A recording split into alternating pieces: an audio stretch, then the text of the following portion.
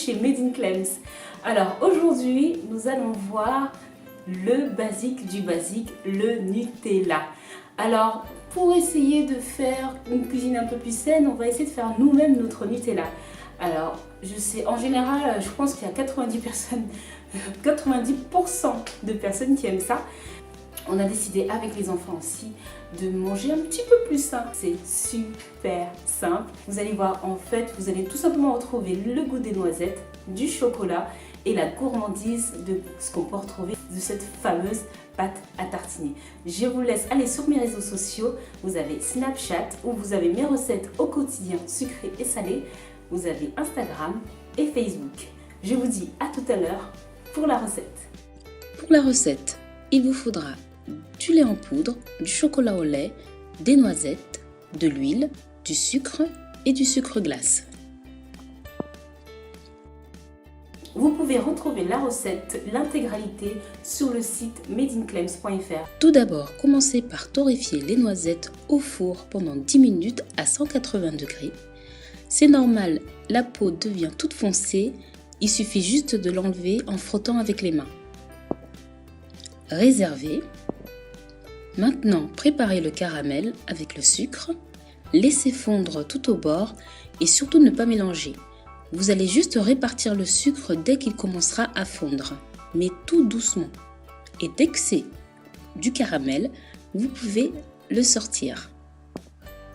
Versez le caramel sur un papier de cuisson assez finement.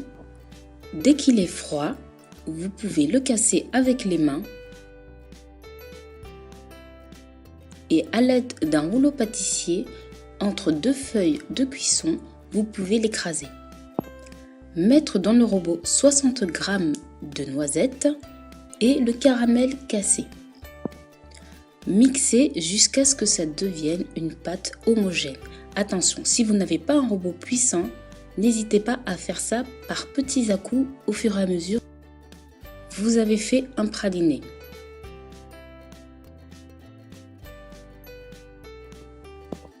Ensuite, mettre dans un bol. Dans le même robot, ajouter le reste des noisettes et le sucre glace et mixer. Vous obtiendrez également une pâte.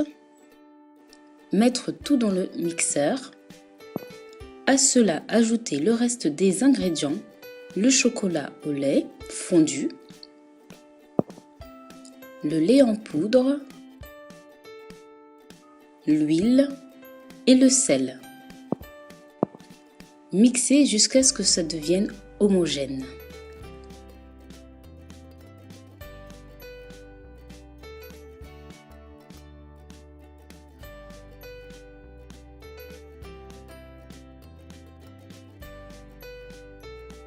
C'est bon, votre pâte à tartiner est prête. Il n'y a plus qu'à la déguster. Mettre au frais pour que vous ayez la bonne texture.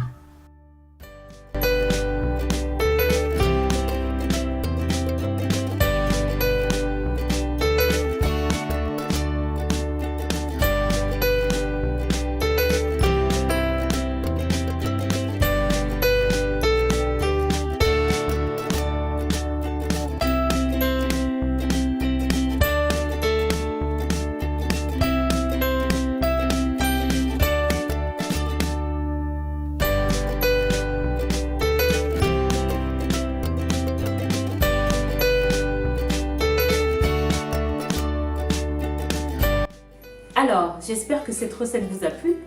N'oubliez pas de vous abonner surtout et mettez un pouce bleu si ça vous a plu. En barre d'infos, vous avez tous les éléments.